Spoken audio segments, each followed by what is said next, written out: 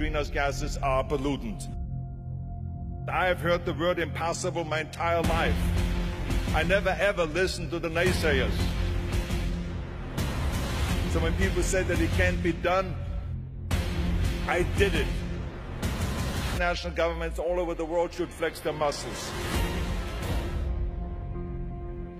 I eliminated the words impossible from my vocabulary.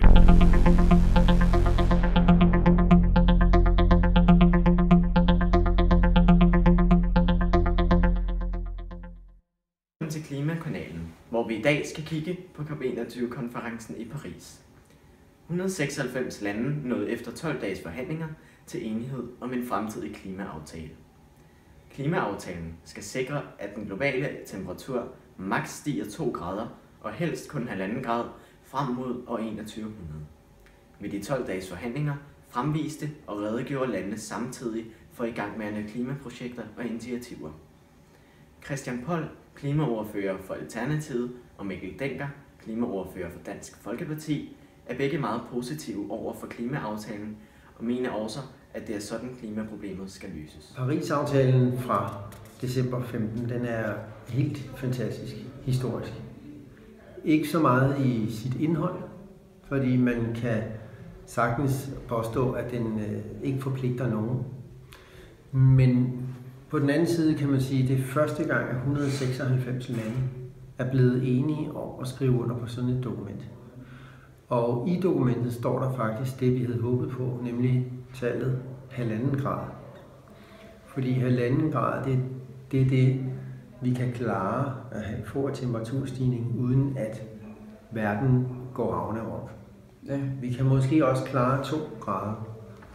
Men hvis man for eksempel kommer op på 3 grader, så vil man se så voldsomme klimaforandringer rundt omkring på kloden, at det kan blive en rigtig svær verden at leve i. Så det er rigtig stærkt, at vi har fået en aftale, og at i den aftale står der, at vi skal gøre alt, hvad vi kan for at stoppe inden 1,5 til 2 graders temperaturstigning. Ja.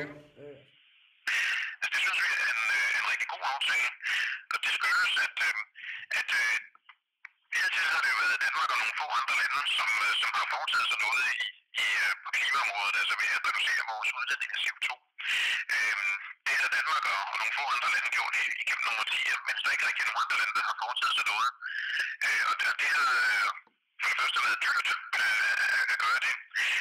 Så derfor så glæder vi os over, at der nu er kommet en klimaaftale, som alle verdens lande er med i, og hvor alle verdens lande først har sagt ja til at påtage sig sin del af det, kan man sige, byrde, som det er. Fordi den grønne energi er jo dyrere end fossil energi. Ifølge klimaforsker Ejgil Kaas fra Niels Bohr Instituttet i København er aftalen kun et lille skridt på vejen, og ikke klimaets redning.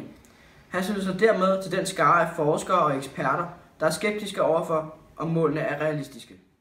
Det kan man sige, COP21, de havde det som målsætning. Ja. De var til 1,5 grad som målsætning. Men der må man sige, at de initiativer, der rent konkret er sat i værk nu her, som de forskellige lande har lovet at komme med, det er slet ikke nok til at nå 2-gradersmålet, så der skal meget mere til. Så man kan sige, at man måske var euforien der.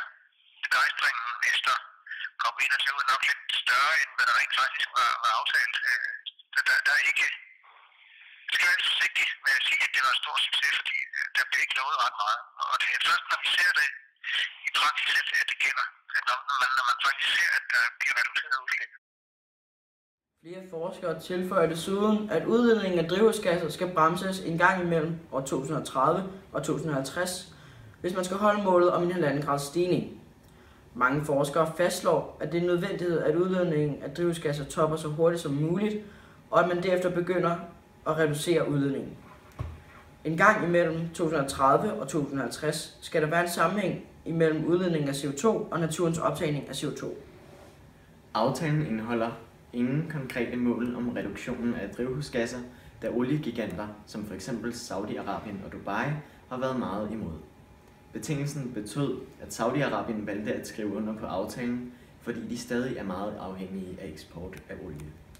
I 2018, 2 år før aftalen træder i kraft, vurderer landene effekten af deres indsats for at begrænse global opvarmning og de reviderer deres planer for CO2-reduktioner i 2020.